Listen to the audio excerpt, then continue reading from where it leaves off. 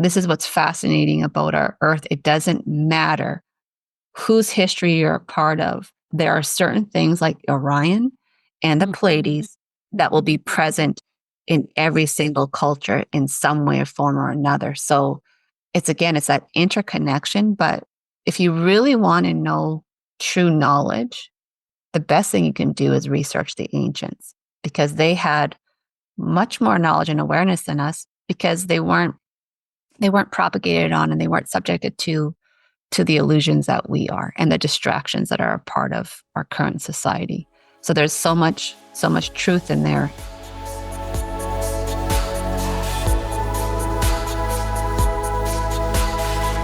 Welcome back, soul travelers and truth seekers.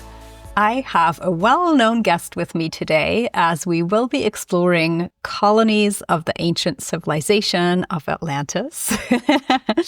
Priscilla Campos from Temples of Atlantis has been with me on the podcast 2 times already.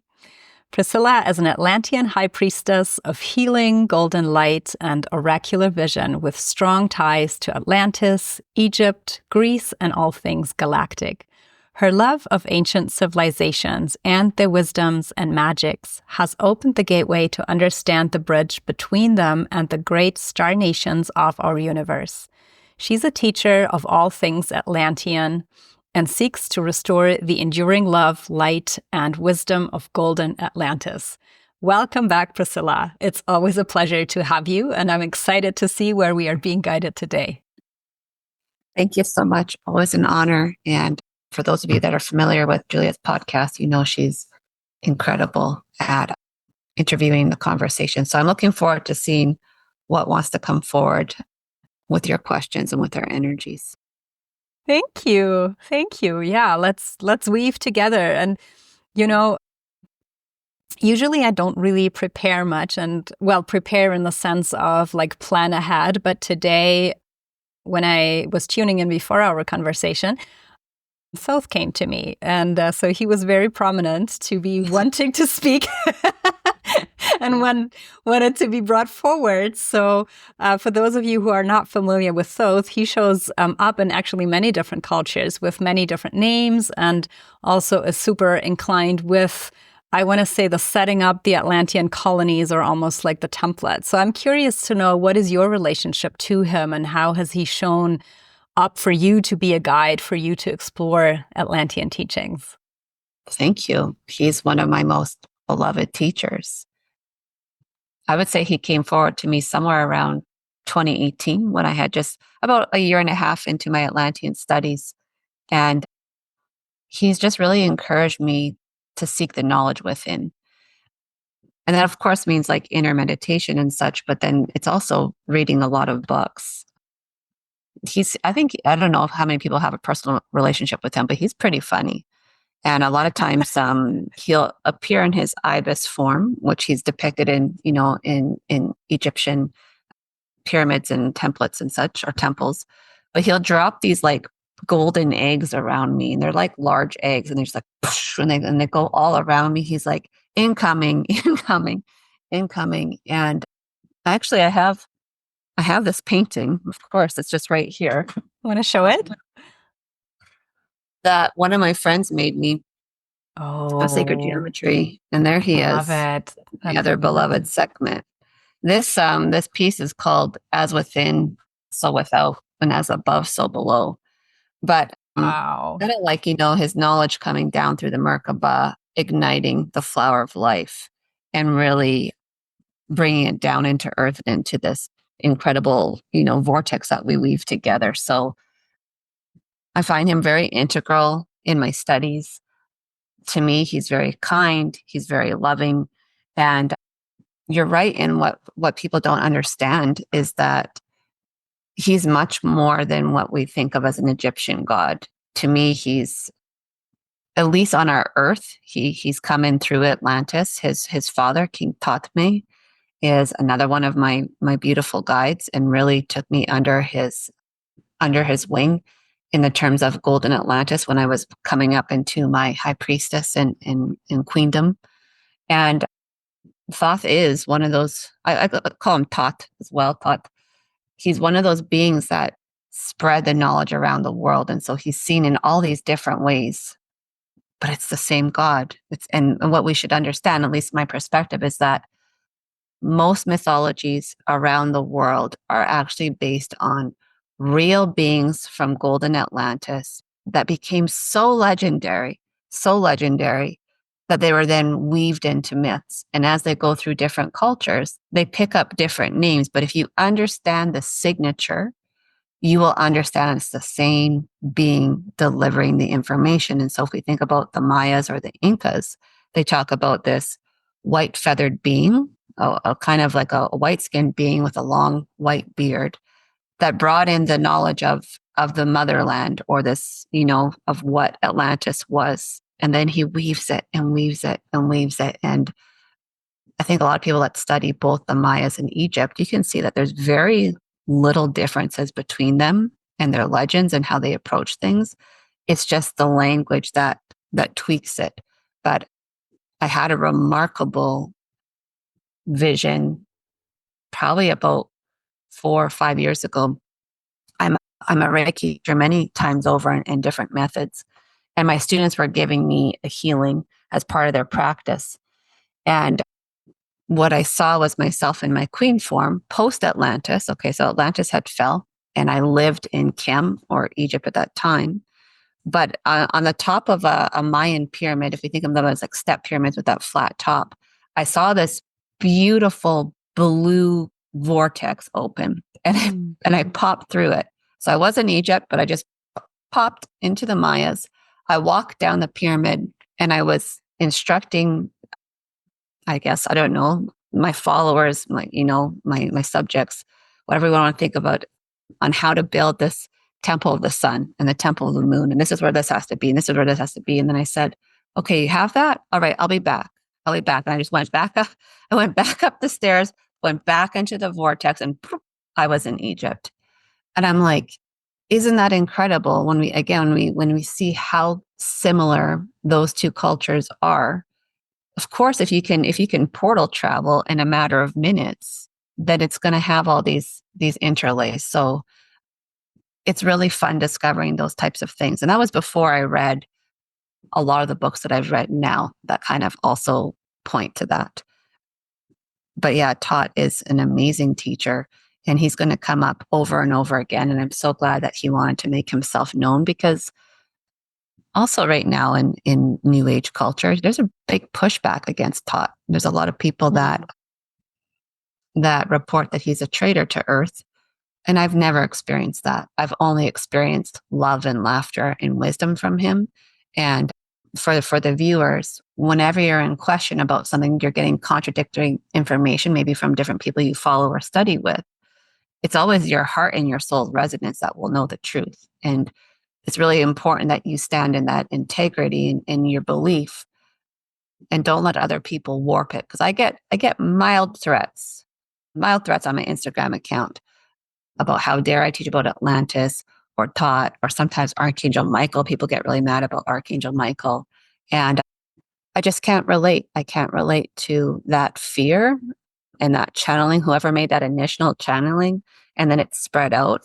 It's not my experience. So what I teach and what I share is directly through my experience. And I always see if it resonates. And then I love bringing it out even more. I love that. Yeah, so true. And, I'm not even surprised about your portal gateway experience. Did you know that in Egyptian, Maya is the word for water? Mm-hmm. Yeah. So, there's all of these clues in a way that are interlinking. And then in the Mayan language, ATL is synonymous with water, and ATL is, of course, how we start Atlantis. So it's just, and Maya, of course, is also one of the high priestesses and goddesses of Atlantis, because she's a sister of the Pleiades, right? Yeah. She's one of the seven sisters. So it's like, this is what I love about Golden Atlantis, is that to me, it's really connected to everything. I didn't know it when I started studying it, but it's shown itself again and again since 2017, how much everything is connected. And that's why we can never say that we're really only one thing, because you've have all these parts that make you this multidimensional being. And the more you access them, the more you understand yourself and your path, and the more compassion you can have for yourself too, because, not every lifetime is going to be the queen of a great land or a king. Sometimes you're going to be the slave. Sometimes you're going to get punished for speaking your truth. But if you recognize your soul is always safe and your soul knows exactly what it's doing, and you just follow the path, man, it can lead to magic. And I'm so happy that I have the same soul as all these other incarnations that I share it with, because I can't be Priscilla without all those other versions of me, so it's really fun to explore your spirituality, and to do so through sacred travel. It's, I think, one of the best ways that helps you remember who you are. Hey, everybody, if you are enjoying the show, then you would do me the biggest favor in clicking the subscribe button and engaging with my content so I can continue to deliver these beautiful conversations to you. Thank you so much. I love that, because, it's such a good segue also into what I wanted to ask next. So you were speaking about our soul and how it almost feels like there is this oversoul who then brings in this different incarnations and experiences. And also, again, bringing in Thoth or Thoth or whatever you want to name him, Quetzalcoatl, as this archetypal energy, that when we connect with this consciousness, we can bring in different understandings or remembrance in our body. And so would you also say that maybe Atlantis, or the frequency of Atlantis, was this kind of oversoul, overarching frequency that spread into different rays and then anchoring them into different colonies and patches of land on Gaia? You're hitting it on the nail on the head. The way that I teach, and again, this is what my soul has shown me, is that Atlantis is a frequency. It's a fifth dimensional frequency of the golden ray. And so, yes, it's incredibly spread out on Earth. When we think about the Atlantean era, we're talking about minimally going back 250,000 years. So just there's the Bronze era, and the Silver era, and all these things, the Industrial era, there's actually an Atlantean era. And in that Atlantean era, we have to think about Atlantis as starting, in the middle of the Atlantic Ocean on a beautiful island continent. But like any nation and people with pure hearts at that time, okay, we're not talking about the fall of Atlantis. We're talking about people that really are truth seekers and knowledge seekers, and one with the universe, and love and honor creator, and love the divine feminine, and honor women in a way that hasn't been achieved since then. What's going to happen in the center of the Atlantic Ocean is that they're going to spread out. And we have these great forms like Isis, like Osiris, like Thoth, like Horus, like Athena, like Zeus. We have all these great Atlanteans that end up traveling to other lands, and not just around the Mediterranean or the Atlantic Ocean, but they keep spreading inwards, right? They go inwards to Europe, more towards Asia. They come into North America, South America, down into Africa. And they leave these legends and these pieces of knowledge everywhere. And so if you get to study some of the older works on Atlantis, those written in the 1800s, those are very factual and very historical. And you will see how it's so connected. One of my favorite recent authors is Frank Joseph. He has both an amazing and a terrible book. It's called The Survivors of Atlantis. Terrible because it will hurt your soul as an Atlantean. You'll be like, as I've read it a few times, and every time I want the outcome to change, right? It's like, there's the movie with a sad ending. You stop watching it maybe at the end and you pretend it's a different ending. It's kind of like that, but he's so brilliant at showing you how the Atlanteans are part of Ireland, a part of Great Britain, a part of Mesopotamia, and Turkey, and Greece, and the Mayas and the Incas. And I know there's ways we can always argue for and against things, but when you look at ancient texts, the thing that they will always talk about was a master civilization in the middle of the Atlantic Ocean. Depending where they're situated in the world, it's either in the far east or it's in the far west, but it's there. And the fact that, to me, Atlantis is basically hidden and written off as just some fantasy. It's history trying to rewrite itself because there's so much knowledge and empowerment there. And if we all embrace those lifetimes of being a golden Atlantean, most of our world's problems would go away, because we would remember that indeed we are one with source, with creator, with God. And also there's an illusion that could be put over us because we are the truth at that time. And so it's a grand deception, both to hide Lemuria and Atlantis from our current history, and Tartaria too. There's more civilizations that are hidden because there's great power there. And what we know is that the people that run our world do not have our best interests in heart and don't want us to know the truth. So besides Atlantis being a frequency on Earth that spreads, like I said, starting in the Atlantic Ocean, but really spreads out, it's also a galactic frequency. And so we're the version of Atlantis on Earth. But there's Atlantis on Sirius, Atlantis on Arcturus, Atlantis with Lyra and the Pleiades. And I didn't always know that. I've been shown that through my teachings over the last 4 to 5 years. And at first I didn't understand. I'm like, why am I always this Queen Atlanta? And her name is usually Queen Atlanta or Queen Alana or Queen something with an A. And I was like, why is my soul so unoriginal with the name? Why do I always appear the same? But it's because I carry the frequency of Atlantis, and that's my job. My job is to go to Arcturus, who knows, 1 billion years ago, and bring in, when they're ready for that fifth density of love and unity, that's the Atlantean era for them. The difference on Earth is that it bobbled and faltered. But on most places that I've connected to, and especially Alpha Centauri, because Alpha Centauri to me seems like the last place Atlantis was before it was on Earth, it doesn't bobble. It stays there and then it grows. And then there's a new era that comes in with the sixth frequency or seventh density frequency. But the fifth is Atlantis. And I get a lot of arguments about this on Instagram. Some people, where'd you get your information? How do you know that? That's what my soul says. And I believe it. I do enough work that I believe it. So I don't have to convince anybody. I just hold the space for others to come into that knowledge. But it's, to me, it's why, I laugh, and I've said this before with you, but when you read my bio, it's like, there's like Atlantis in it like 5 times, but I can't help but do that because it's my duty and I love it. It's not weight on me.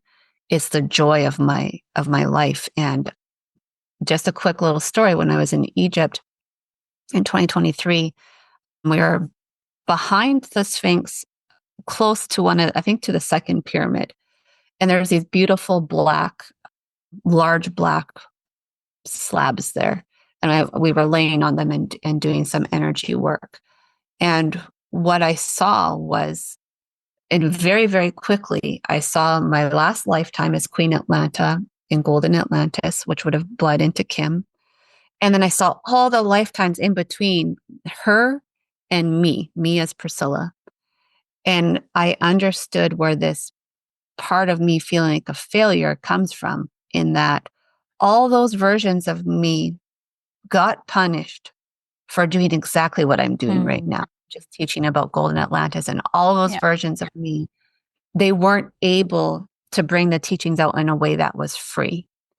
And it was instantly healed. And what I understood is that this lifetime as Priscilla is really important because it's how it all blends together. But we can't be who we are without all those other versions, all those trials and errors, all those parts that teach us to stand up even taller, even though you might get pushed off a cliff, burned at the stake, crushed with boulders, And when I saw that, I had so much compassion for myself, and the way that my ego has played smaller, insecure at times because of fear. I was like, okay, this makes sense to me. And to have it healed in that way, I think it was one of the main reasons I was supposed to go to Egypt, was to have that awareness and that love for Priscilla, because sometimes I can be like, I wish I was just Queen Atlanta and Atlantis. Everything was so much easier, you know? Oh man, yeah. So when we take Egypt as a portal, you know, and then as you did in the vision that you shared with us before, so when we slip through this wormhole into the lands also where you are leading one of your upcoming sacred travels, it's called Return to Aslan. Mhm. And it's, when I think of that, it's kind of like in the heart of the Mayan and Aztec empire. So can you describe a little bit for us, what is the frequency that you get to unlock within your own body when you traverse these landscapes? I think when I think of Aztlan, and I would say, like, you know, Atlantean colonies would have really been at their height 30 to 50,000 years ago. That's when that would have really been taken a hold of. So if we think about Aztlan, which is, you know, the Mayan version of Atlantis and all those Atlanteans coming in there, I think it was extremely grounding. I think it's a lot of where those shamanic practices come from and birth from. Not that I'm saying the Atlanteans did that, because what's really beautiful about the Yucatán and Central America is it's the marriage of Lemuria and Atlantis. And so you have the Lemurians there already that are doing sacred ceremonies with Earth, right? And have established incredible, incredible ley lines. Presumably, to me, they'd be working with a lot of dragon frequencies, incredible crystalline codes. And then you have the Atlanteans coming in there with this greater connection in the physical body, because we want to think about the Lemurians as not quite embodying their physical body, right? They're very ethereal in many ways. But the Atlanteans come in and it produces this incredible place of knowledge. Now, to me, it's a lot of snake medicine there, or serpent energy. We have eagle medicine, bee medicine. But when I think of visiting those places, I think of it as a direct connection to the land, right? Versus if I think about Egypt or Greece or Turkey, my brain automatically goes to the temples. And I love that. But when I think of Aztlan, even though it has incredible pyramids and structures that I'm definitely going to go visit, it's the land it's situated on, and the history of that land, and the trees that surround it, and the water that runs underneath it, and those beautiful cenotes that make it something spectacular. And so I feel like when I have people come with me, it's probably going to be an incredible chakra awakening and balancing. Probably some Kundalini work will just naturally weave in there. But given my recent sting on Hawaii by a bee, I'm like, oh, I cannot forget bee spirits. So I think animal spirits are going to play a huge, huge part. And then the last thing is, I know that the Pleiadians are coming in, and a lot of the Mayan temples are set up again in honor of Orion and the Pleiades. And I just got home from Oahu 3 or 4 days ago. My very last night I was there, we had a little bit of time to kill. So I was just investigating the hotel a little bit more. And I was astounded. They were talking about the ancient ways. They have ancient Hawaiians. And then right up top is like, and the Pleiades, how important they were. And I'm like, what? So they didn't say the Pleiadians, but they said the Pleiades.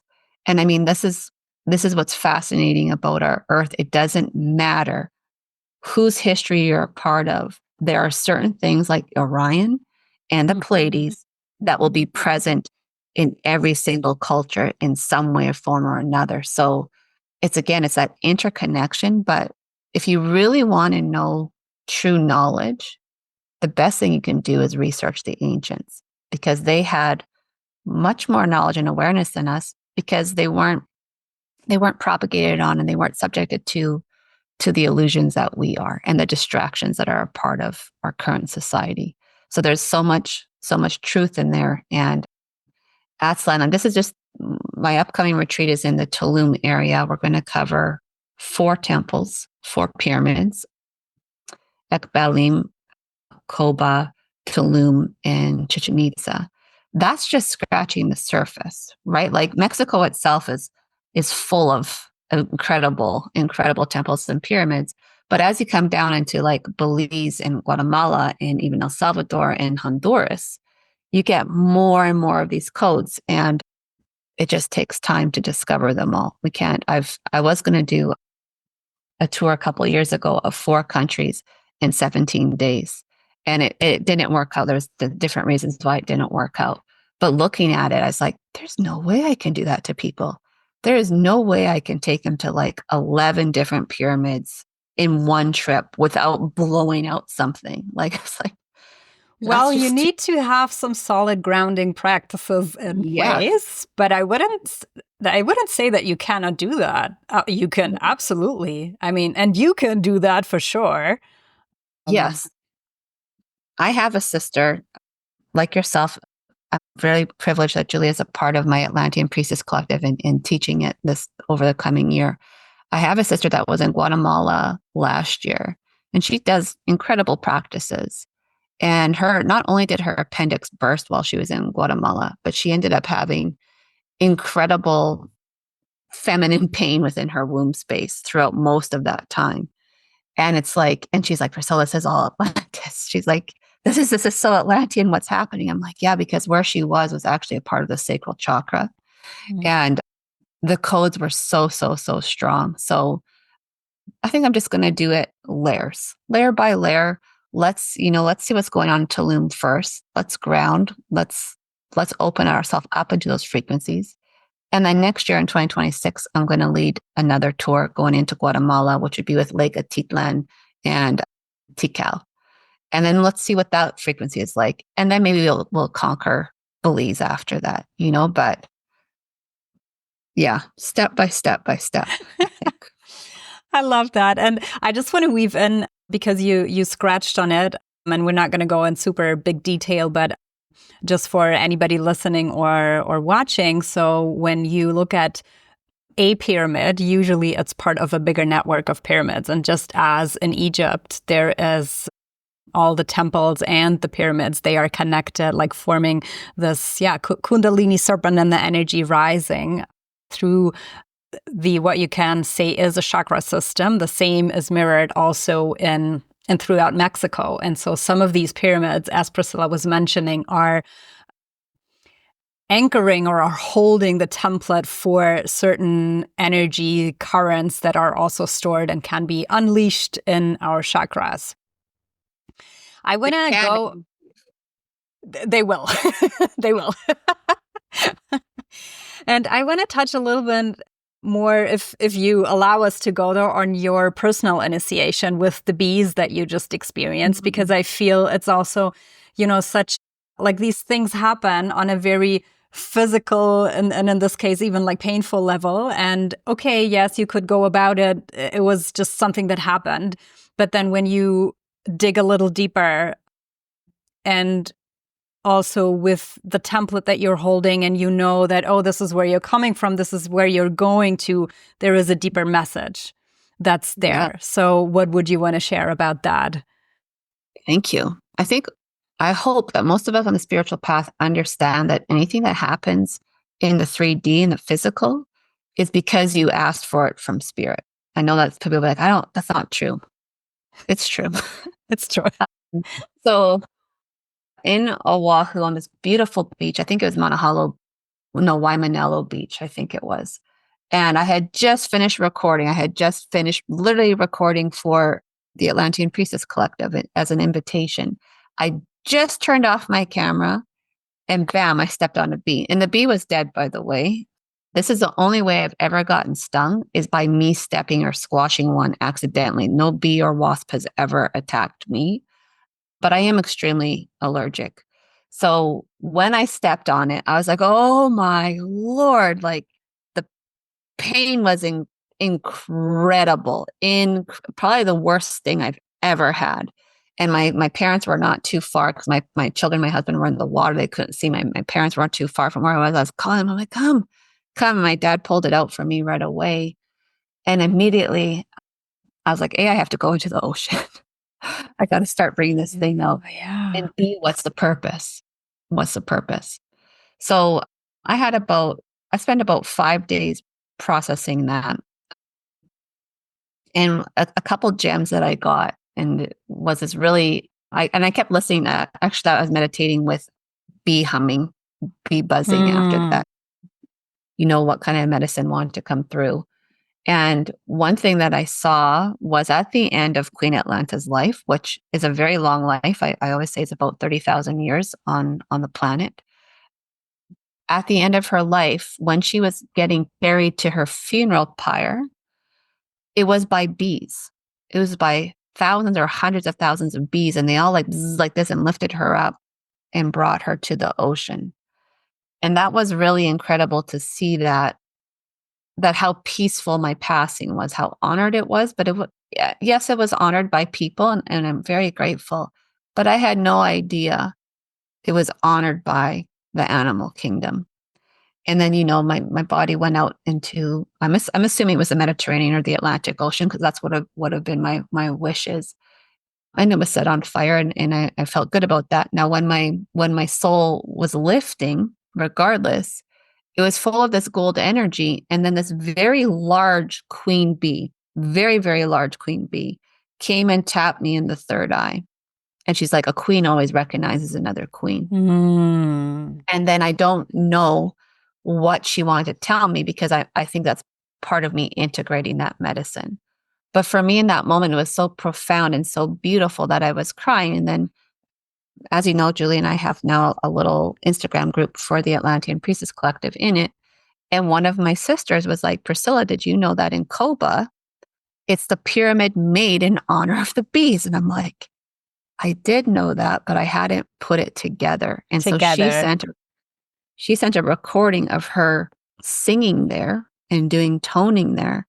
And when I listened to it, literally I could feel the pulsing in my foot slow down. It wasn't as painful. And I listened to it quite a bit, again, over that 4 to 5 day period to try to get rid of the itchiness and the swelling. And I was like, again, I think the purpose was not only to make me slow down and really sink me into my practices, but to prepare me then for the journey to Aslan. And also a reminder that no, I don't carry an EpiPen. I don't want to carry an EpiPen, but I best have something with me to help with those allergic reactions should it happen again. But it made me really excited, because I do believe, probably like you, that everything is connected and nothing is by fluke. And so for some reason, I needed that bee sting to bring me into these frequencies. And I had a lot of I had some painful tears in the beginning, but afterwards I had a lot of happy tears of just being blessed by bee medicine and by that queen bee. Like, and I want to say like really, really large, okay? Not what we would think as a normal massive bee. Like, I mean, she was something else. She's like almost like a hummingbird size, like, Wow. yeah. Yeah. Well, thank you for sharing that very personal story. And, it just makes me think of also how sometimes not only that everything happens for a reason, but also how the sequencing of certain experiences are divinely orchestrated to lead you up into your own initiation, but also then for you as a facilitator, as a sacred travel leader, to be guiding people into their own remembrance. Yeah. We know what it is. I say, like, because I have a friend that studies Vedic astrology, she talks a lot about Mars. Mars will always take a little bit of blood from you to get to that next level of success. And I said, at that time, I said, I'm working on selling out my priestess collective. So I'm like, if it takes a little bit of a sting to give me that medicine to sell it out, I'll take it. Okay, thank you, Mars. Because Mars is really about quick action, but he's fiery, right? So it's going to sting. It's going to sting a little bit, but the rewards will be very amazing and worth it. And so hopefully with my clients that join me on these retreats this year, hopefully they don't have to suffer too much. Hopefully I've already taken that on, but I can pass that knowledge with them, and pass it on to them. And because I'm a teacher, I love doing that. When I get a download and, I talked to Sea Turtle Spirit while I was in Oahu, I always want to share those messages because they're not just for me. They're for anyone that's drawn to my work and has an open ear at that time. And hopefully something resonates with them to help them on their journey as well. Yeah. Yeah, absolutely. Wow. And I mean, I'm excited for you what happens or what will happen and transpire when you go to Koba and then just, take it from there. Yeah. Yeah, I think I don't know if I'm saying it right. I'll know once I get there, I'll get the proper pronunciations. But there's another temple called Ekbalam or Ekbalim, which is made in honor of the black jaguar. Now, feel into that medicine, right? Like, God help me, please don't. I don't need no bite from a black jaguar. But wow, like I can't wait. And if we know that Chichen Itza is really about serpent energy and very connected to Thoth or Thoth, right? It's just like, it's so interesting. And then Tulum is really much about the sacred feminine. And it's where they used to honor Ixchel. And Ixchel is basically another version of Isis or Hathor. So it's like they have all these pieces there. And when you have someone like me to help you dig into that spiritual realm of it, I think it really helps you understand again what your purpose in being there is.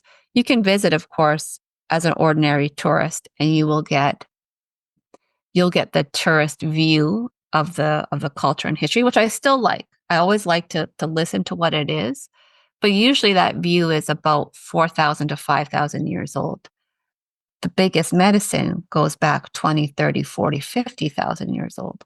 And that's what we tune into. And the way that I am, and some people like it and some people don't, but when you're going on a retreat with me in that kind of scope, like Egypt, like Greece, like Aztlan, you're going to do work beforehand. I always teach a course with it because I want to do the meditations and dig into the frequency before we get there. Because a lot of times when you're there, there's just, there's all of us. There's all of us humans doing all the things. And it's very difficult to drop into that space if you haven't already done the work. So I love to do in-person crystal activations, Atlantean crystal activations, of course, which happen to be on those powerful ley lines of those powerful sites.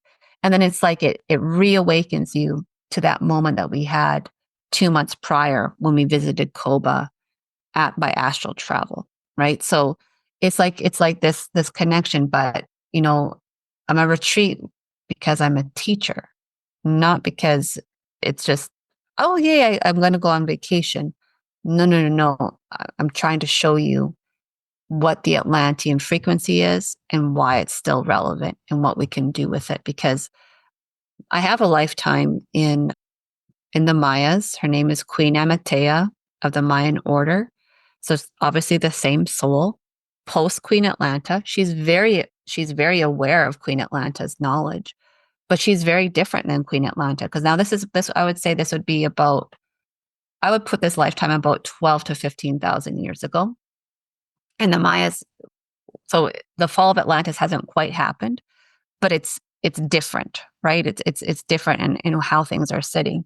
And it's very shamanic. She loves smoke and fire and rattlesnake medicine and drumming. And she's very like, her tongue is always out when she's healing. Like she loves clearing. What she told me before is that she clears the trauma from Atlantean souls.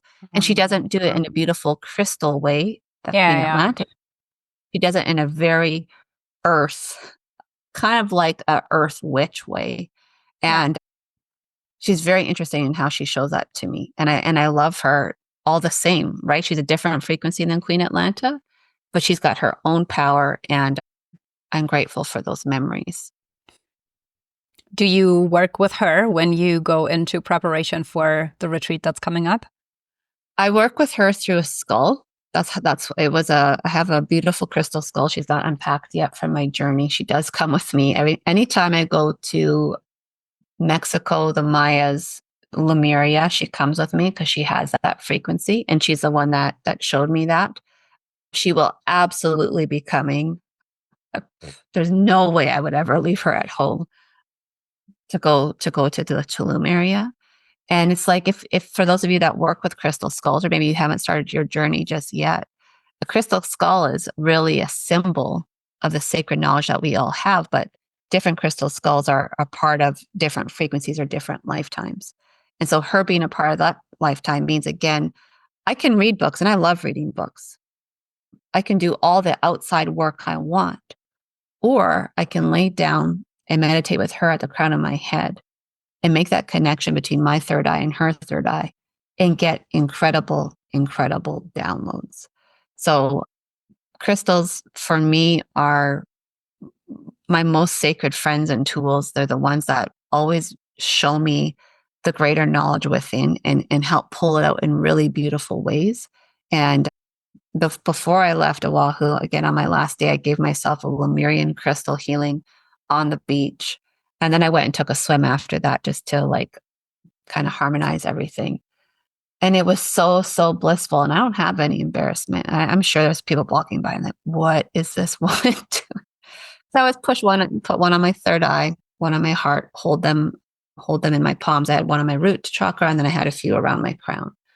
But it was the best way I could say goodbye to those frequencies and thank them.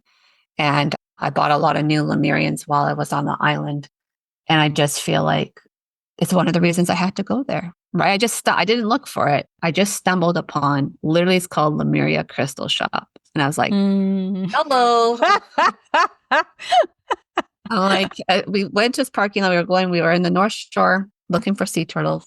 Didn't see very many. A little disappointed. I was really hoping to see, just from my ego, to see the splendor of a large sea turtle on the beach. I thought it would have been amazing.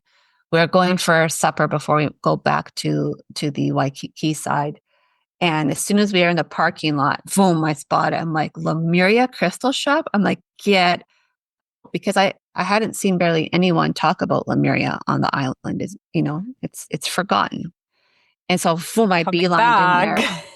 And I was like, do you have books on Lemuria? They're like, no. They're like, the owners don't find very much integrity on the books that have been written on Lemuria so far.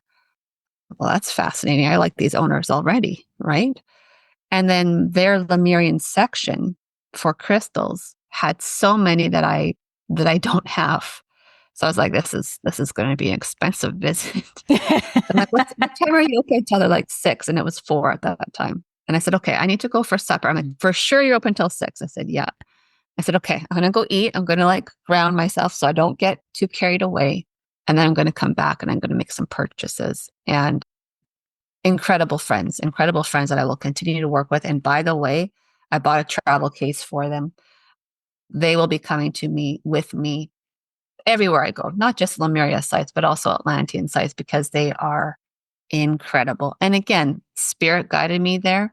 One of the reasons I was supposed to go, so I wasn't meant to have an extraordinary experience with sea turtle by, getting to swim with them or observing them on the beach. But I was meant to go to that part of the shore, to find that shop, to make that connection, to have these crystals come home with me. So going back again to that bee sting thing, sometimes we don't know, we get disappointed or we get frustrated the way things happen in the physical. But in spiritual, it's perfectly aligned. And the gifts are there if you just open yourself up to them. Mm-hmm. Mm-hmm. Absolutely. Well, if you want, we could put do they have an online shop? We could put the link in the show notes. I'm hoping they're successful anyways, but I love their integrity. I love the way they even approached doing the sale with me. I love so much about that experience. It's probably one of my favorite crystal shop experiences I've ever had. And I worked with someone, Bryce, his name is Bryson, but I think he just said his name was Bryce. And he was so kind and so magical and so open. And I was wearing different crystals than I am right now, but he was just, what is that? That's a Priebus Spinel. What is it carrying? I said, well, it's mostly Lemurian, but it's a little bit Atlantean. And then, of course, do you teach about Atlantis? Oh, yes, I sure do. And the universe works like that. So another connection made, and who knows? I think they're fantastic. They work with 3 different mines in Brazil, And the way that I understood that they hold space for these crystals, they don't just bring them in, repackage them, and sell them. They bring them in, they plant them on their land. They use them to help grow beautiful, I believe, organic gardens and vegetables for different parts of the island. And they always ask each crystal when they're ready, if they're ready to go to the shop for sale. I It's love like this it. process of like grounding and integrating and being comfortable, and then listening to them and be like, okay, now I'm ready. And there was, I didn't buy any large pieces. I don't want to travel with a really large piece, but there was some stunning pieces, and there was one on the desk. And he's like, this one just came here today. And it was just like, and I'm like, wow, it's going to make someone very, very happy. It's the best if you find, a shop where you know that the whole sourcing process is like in full integrity, and also they work with them themselves. It's always good to have a trusted source. So thank you for speaking about that as well. Thank you. Thank you very much. Wow. So we spoke about, the pyramids and like all these different temples and templates. And when earlier on you mentioned the marriage of the Atlantean structures and like the Lemurian currents that are in the earth. And so there is these structures of the cenotes, the waterways that are dispersing the entire land. Is there any experience that you had either for yourself or with a participant that you want to share about? Those areas, very interesting. I got married in the Mayas and not quite in the Tulum area, a little bit further from Tulum, but so funny that I got married there, in the Caribbean Sea, because I wasn't awake at that time. I got married in 2007. And what I've noted since then, and we had a brief discussion, is both our husbands are very Lemurian. Very, very Lemurian. The marriage about the Lemurian and the Atlantean. Exactly, so, the marriage. Literally. Yes. And I want to say about 2 to 3 years ago is when I started getting these downloads about the Yucatán in general. And what I saw was, for myself, when I went to Lemuria for vacation, as I continue to do as in the Priscilla form, that I saw my husband and I instantly fell in love with him. And I guess maybe you can do this in Atlantis. I instantly divorced my other husband, who was very Orion. I was like, well, that marriage is over. And now I'm going to be with this man. And my husband and I both have a dream of living in Costa Rica. We've both never been. He is Salvadorian. He grew up, his childhood was in El Salvador. So he wasn't very far from Costa Rica, but he never visited it. And we've never seen it. We've only seen it in pictures, but we both have this knowingness that we should live there. And what my guides told me, my Holy Spirit was like, well, Priscilla, the reason is it's the perfect place out of the whole world. Costa Rica is the smallest distance between the Pacific Ocean and the Atlantic Ocean. Oh, so yes. within like a day's drive, if I want to be in Atlantis, I can just go to the Atlantic coast. But I bet you will probably live on the Pacific coast because that's what he needs more. But it's just fascinating how your life keeps coming up. And so I knew going to Hawaii that it would be really good for my husband and my children, because that means my children are really half Lemurian and half Atlantean. And it's that marriage. And I think part of it, what it's showing me, because there's a lot of stuff when you read Lemurian books, there's a lot of negativity about Atlantis. And I'm not saying it's not justified. I understand the fall of Atlantis was brutal. Okay. So if we think about the fall of Rome, you probably multiply it by like 100 or 1,000. That's the fall of Atlantis. So it's a very dark time. But most of the Lemurian books I read, they're really built on how toxic the Atlanteans were and all these things. And I'm like, but it's not my experience. My experience was I fell in love with a Lemurian man. And every time I went to Lemuria, I was welcomed by Lemurian sisters and priestesses. They loved having me there. It wasn't like, oh, ew, here comes that Atlantean queen. It was this beautiful part. So I think that's also part of my path is to help heal these wounds between Lemurians and Atlanteans. And I think that's also why I get drawn to these lands of Lemuria, like in Tulum or Mexico, Guatemala, is to show people it doesn't have to be one or another. We don't have to pick sides. We can really embody the best of both of those worlds. To me, Lemuria is a fourth density frequency based on love, and Atlantis is the fifth density frequency based on unity. When you put those together, it's absolute magic. It's just unfortunate that negative Atlanteans started to really take hold just in the way that our politics are now, right? There's lots of negativity and negative beings that lead our countries. But if we can see through that and come back to the heart of it, there's beautiful medicine and knowledge in both. And to me, I used to always just say Atlantis is rising, but guess what? So is Lemuria. And as they rise together, our collective consciousness rises, our memories awaken, our ancient skills come back, and we start to understand that our journey on this earth is not in any way one limited form in this current incarnation. It's, as we talked about before, it's the culmination of all that's come before. So it's just an honor for me to be able to lead these retreats. And I sit with myself, I already have my retreats planned for next year. I'll make sure that halfway through this year, that those are actually where I'm supposed to be. But I sit with the land, I sit with myself, and I'd be like, okay, who needs me to come visit them? And do I bring people, or is it just a solo trip? I believe the first time I go to the Canary Islands or the Azores, it's just going to be me personally, maybe a couple friends if they're interested, but most likely it's just going to be me, because if I'm going to visit the remnants of Atlantis, the physical remnants of Atlantis, it's going to knock me over. I'm not going to be in a space to hold space for 10 other people or 15 other people. So we'll see how that shapes up. But I think for anyone that leads retreats, we're putting a lot of ourselves out there. We're holding an incredible amount of space. We're caring for and loving each of our participants, and it takes a lot out of us. It can.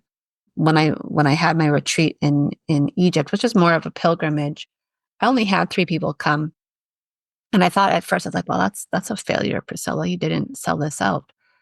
But given what I went through in Egypt and what each of them went through, that's all. 4 of us, that's it. And for me personally, going back to Egypt, I would probably only take a maximum of 10 people because of what they'll experience. That's about the amount, as much as I can help and heal and ground and listen to, because it's massive to me. I know you've been to Egypt. It's, as I say, it's no joke. Egypt is no joke, seriously, and it's always a very, very physical experience. So I can 100% attest to what you're saying. Yes. Yeah. First is for me, I have the Atlantean Awakening retreat in Greece and Turkey, September, October this year. That to me, I have a maximum of 15 people that I'll take. But I have no problem holding space in Greece. The more, the merrier. It's like, I've been there many times. I love it. It's my favorite place in the whole world so far that I've traveled to. And I think it's, for me, it's easy to hold that space and to do the things. So that one can be bigger. But sometimes, like, Egypt can knock you on your ass like no one else. So one of the places that you'll go to in Greece that I find utterly fascinating, and I haven't been there yet, is Mycenae or Mycenae, or different ways how to pronounce it, with it's like Lion's Gate and the rich coatings. What is the crystalline template that you can access there? I was there in 2017, days after what we think about Lion's Gate. So Lion's Gate, traditionally we think about as August 8th, although there's a period in it. I was there like August 11th. And I didn't know what Lion's Gate was at that time, but literally there is a Lion's Gate there. The lions' heads are unfortunately gone and missing, but the bodies are there, and you go through this portal. And I was with different companions on that trip, and they took a picture for me. That particular picture of me being under that gateway is full of this diamond light. It's like beaming off of me. Crown chakra explosion. Yes. And it's so fascinating to me to tie in Greek history, Greek mythology, especially as written, in the Odyssey and the Iliad. And to be there is like, that's King Agamemnon's palace, right? You're there. But it's like you can just feel this history. And I actually had an incredible conversation with Athena when I was there. And I remember people making fun of me as they were walking past. I was in a Trafalgar group. And people are like, what's that girl doing? Oh, she's meditating. She thinks she's talking to gods and goddesses again. And I just laughed, right? In my head, I was just like, yep, that's exactly what I'm doing. But Athena gave me so much of a download of just really always being true to yourself. And that was part of the experience, was hearing people make fun of me. Was I going to stop? No. But it was almost at that point where I remember like she placed a crown on my head. And it was like, it's time for you to step back into being a queen. And I had no idea what that meant in 2017. I had just awoken about Atlantis. I was just starting my journey. I had no idea about Queen Atlanta yet. So to me, that was like the initiation, and a gentle initiation of what was going to come. But going through the journeys, like I'm such a temple kind of person, a pyramid kind of person. If there's a temple I can visit, which on the Greece and Turkey tour, Lordy, I don't even know. I'd say we're going to about 15 to 16 temples. Which because is a lot. each has its code. Like, have you been to Delphi before, Julia? Not at this time physically, but Right. Yeah. Delphi On the bucket list. B yeah, temple. B temple there too? I didn't know that. That's you didn't know that? You got do your research on the Omphalos and the bee priestesses of Delphi. There you go, girl. It's a prep. It's a prep. When I was in Delphi, there's certain times in my life where my mind will snapshot something. I don't do it on purpose. It'll just snapshot it. Yeah. And it's forever in my mind, and I can pull it up at any time.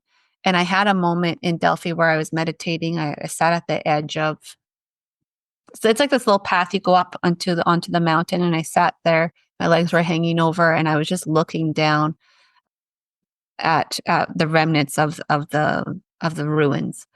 And Apollo came to me, and I had worked with Apollo before that. I really love Apollo, but he's like, Priscilla, he's like, you don't understand your own golden ray. And he's like, because you can't see it. He's like, everyone else can see it, but you can't see it. He's like, I'm about to supercharge it. He's like, I'm going to make you such a being of radiant light that nobody will be able to ignore you in terms of the ones that are seeking you. And like I said, this is about August of 2017. I really, really started highlighting, expanding my spiritual path right between 2017 and 2018. And I had many people I met after that, spiritually minded, would be like, man, you have a lot of golden light. And I'd be like, really?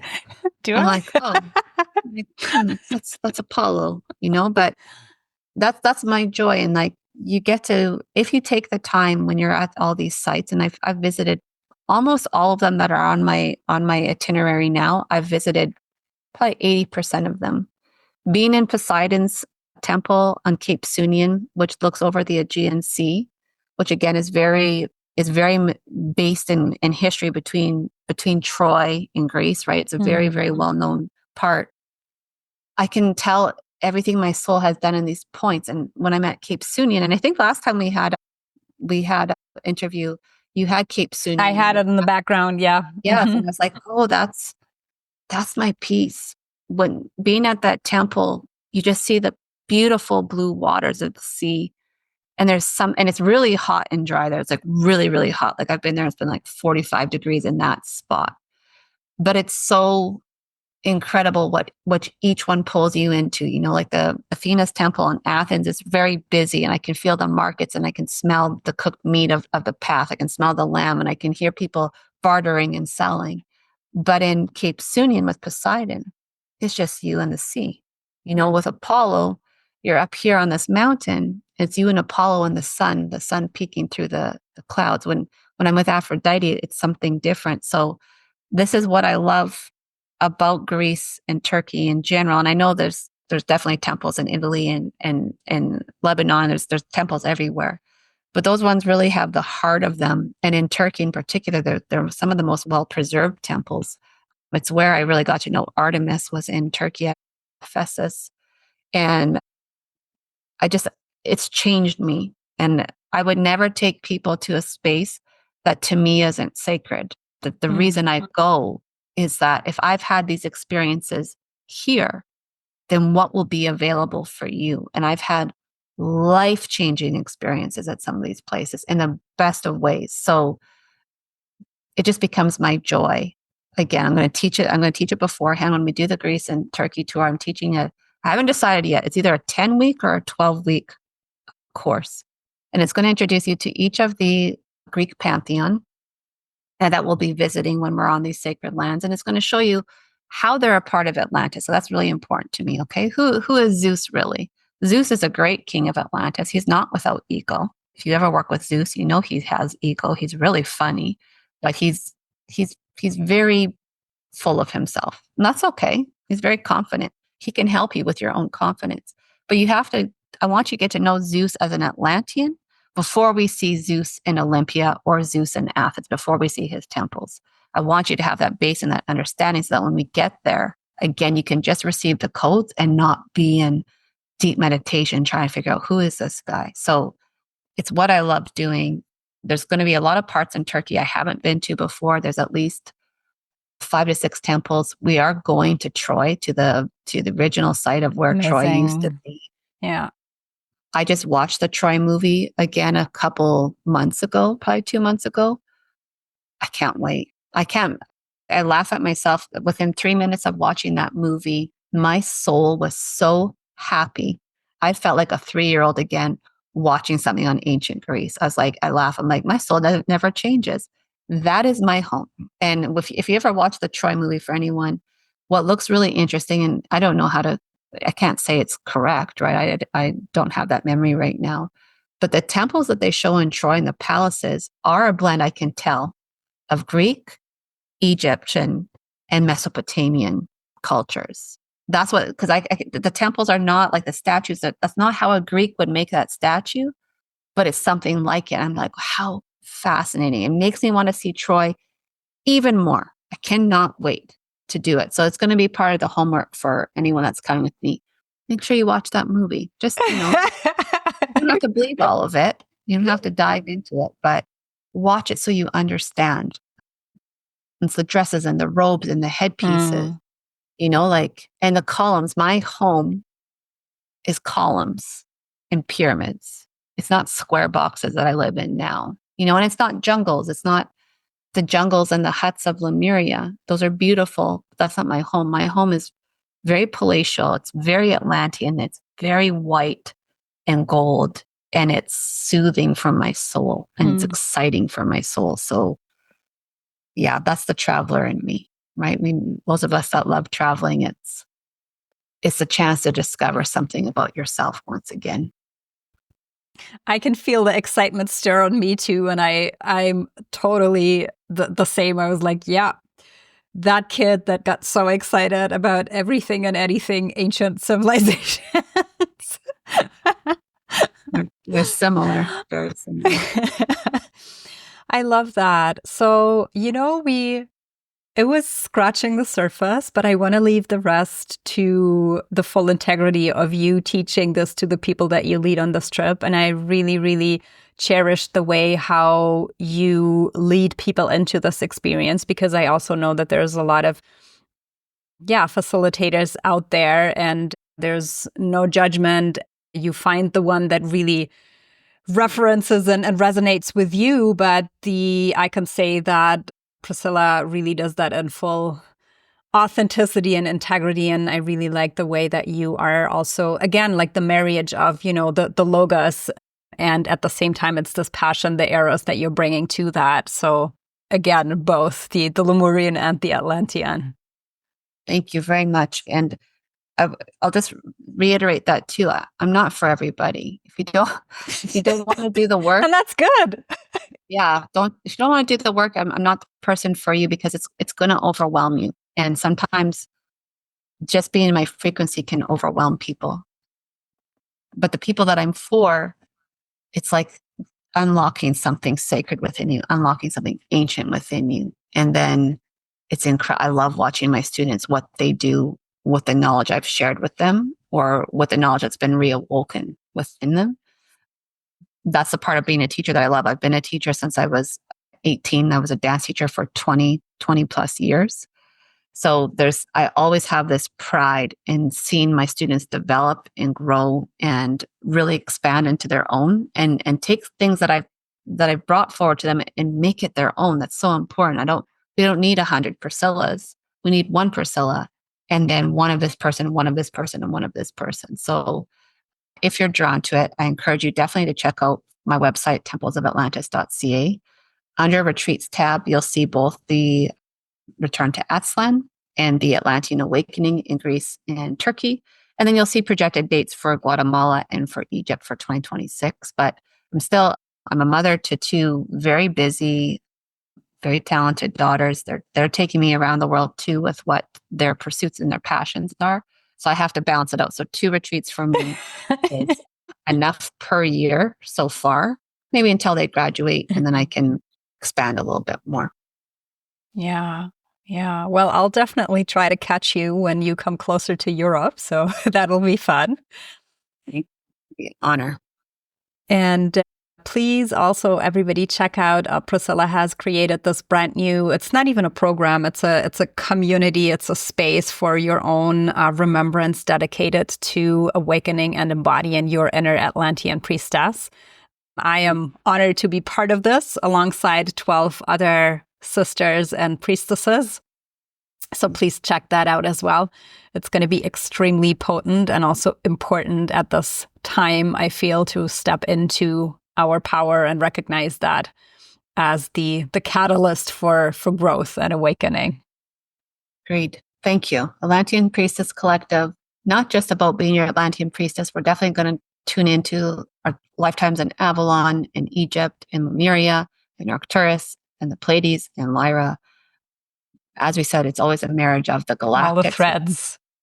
Yeah, it's what I love doing. So I have a few spots remaining for it. And I just know that the perfect women will find me. And sorry, men, because I've had a few men apply. I'm like, I'm not very why do you want to be an Atlantean priestess? But this container, it's the only time I've done this. This container is only for women. Everything else I offer is for women and men. But this particular container is for that woman who knows she has something special, who knows she has like a larger purpose, but she just doesn't know yet how to frame it or how to direct it. And so it does feature one-on-one Akashic coaching with me every month, a guest instructor like Julia as we work through our chakra system. And it also, I'll be doing one class a month too, where I'm teaching through the different chakras and different ancient lineages. So it's taken me 3 years to bring it to the public. I've been sitting on it for a long time. And as my guides say, just one day in November, like, it's go time, Priscilla. I'm like, what? I'm like, right before Christmas? This is not my ideal time to market this. Like, it's go time. I'm like, well, all right, here we go. Here we go. Well, here we are. And, maybe this is an inspiration for the divine masculine and Atlantean priests to step up as well and create something similar. So who knows? I would love that. Thank you. Thank you. I'll leave it to King Atlan to bring it forward. Yes. Well, Priscilla, as always, it's been such a joy and remembrance. I definitely feel always hitting home when being in conversation with you. So thank you for coming. And I know that there's a lot of activation for the audience. There's 2 other episodes with Priscilla as well. So you want to check out them as well, where we go a little bit more into the history and the early beginnings and spreading out into the colonies today. And thank you also for, bringing your very personal perspective to all of that today. Thank you. Always an honor. And thank you to your audience for tuning in. And I hope it awakens something deeper within you. Thank you, everybody, for tuning in and listening. I hope that you received some pearls of wisdom and remembrance for your own path. Check out Priscilla's links and the homepage, and we'll see you next time. Blessings.